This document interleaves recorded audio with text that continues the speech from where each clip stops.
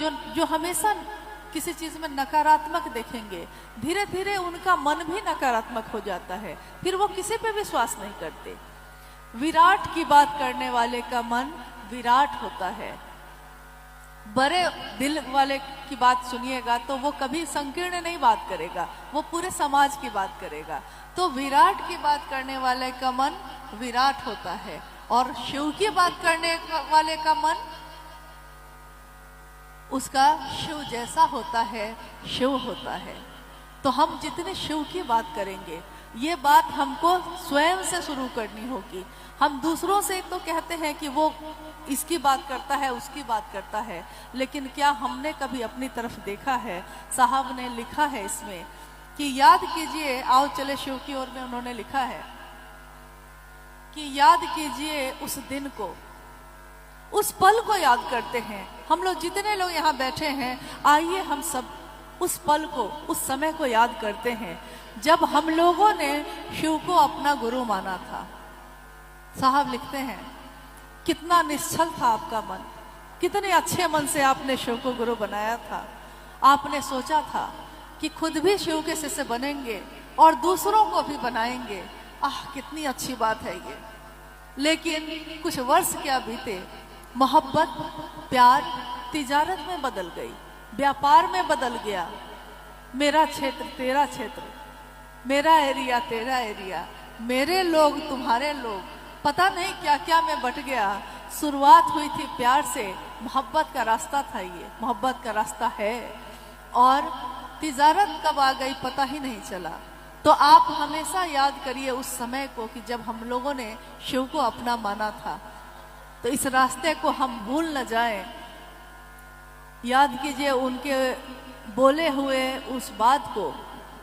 उन्होंने कहा कि एक वो लोग थे, ये मेरी वाणी नहीं है, ये उस साहब की वाणी है जिन्होंने हमारे मन प्राण में उस शिव को उतारा है।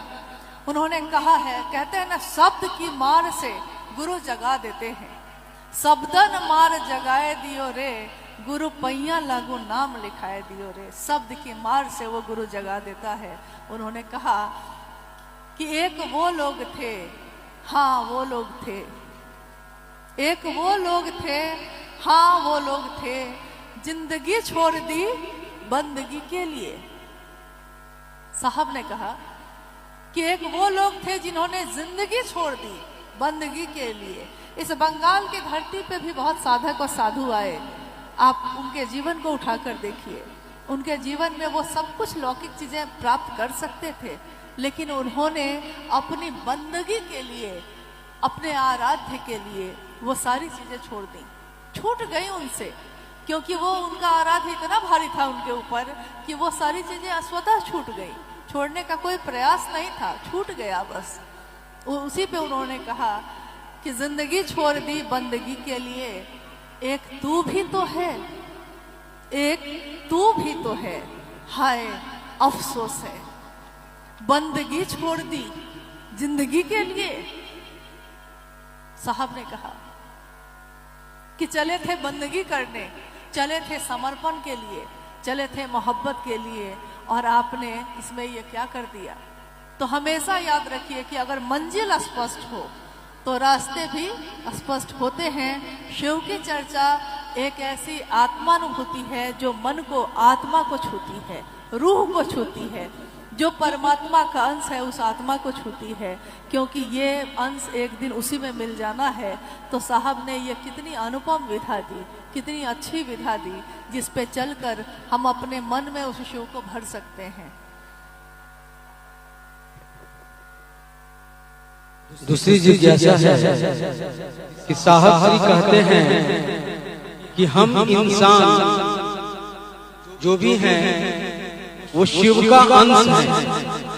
तो शिव को तो अघोर बोला गया, तो हम लोगों का मन गुस्सा, अहंकार और दुख से घोर क्यों होता रहता है, क्यों हो जाता है? जिज्ञासा आपने सुनी ली कि शिव तो अघोर हैं और हम लोग उनके शिष्य हैं, तो हम लोग का मन क्यों अघोर हो जाता है? मतलब शांत क्यों नहीं होता? हर बात में गुस्सा और घोर क्यों होता रहता है? नहीं, हम लोग कहते हैं कि मन घोर हो गया, चलो यहाँ से। जैसे ही गए हैं चर्चा में, अच्छा से सम्मान नहीं मिला, जो प्रॉपर होना चाहिए था वो नहीं मिला, या वैसी बात नहीं हुई, या किसी के घर गए तो हम कहते हैं कि मन घोर हो गया, यहाँ चलो यहाँ से, तो हम चल देते हैं। या मेरे मन के विपरीत कोई बात हो जाए तो भी हमारा मन घोर हो जाता है और हम कहते हैं कि मन क्रोधित हो गया, अशांत हो गया, घोर हो गया।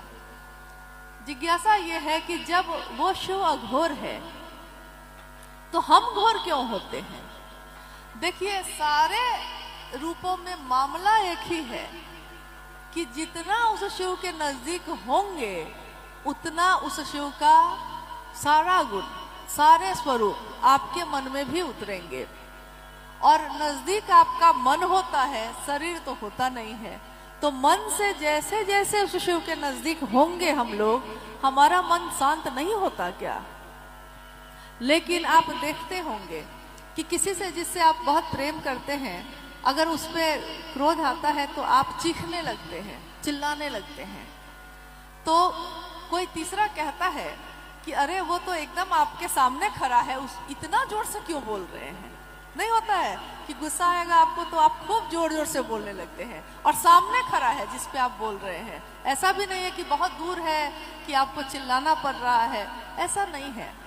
जानते हैं इसका कारण क्या होता है? मन की दूरी। क्रोध आता है तो क्या होता है? मन उसके तरफ से विरक्त होता है, मन तेजी से हटता है।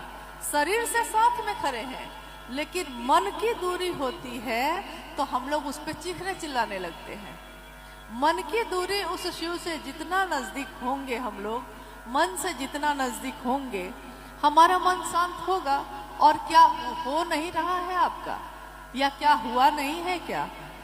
क्योंकि पहले तो छोटी छोटी बातों पे भी हम लोग घर में बैठ के रोने लगते थे और बेचैन हो जाते थे, सोचते थे कि पता नहीं क्या होगा।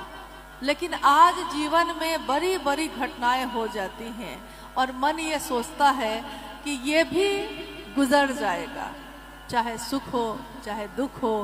पैसा है तो ठीक, नहीं है तो थोड़ा चिंतित होते हैं, लेकिन बेचैन नहीं होते हैं, परेशान नहीं होते हैं। लगता है कि कुछ महादेव कुछ तो कर ही देंगे। और जब निर्भर होते हैं तो निर्भय होते हैं। जब उस शिव पे निर्भर होते हैं तो वो 1000 रास्ते खोलता है। कहते हैं कि आप एक कदम चलते हैं उस शिव की तरफ, वो 100 कदम चलता है आपकी तरफ। लेकिन आप एक कदम तो चलिए। तो स्वाभाविक है उस मन से नजदीकी होगी तो मन आपका भी अघोर होगा,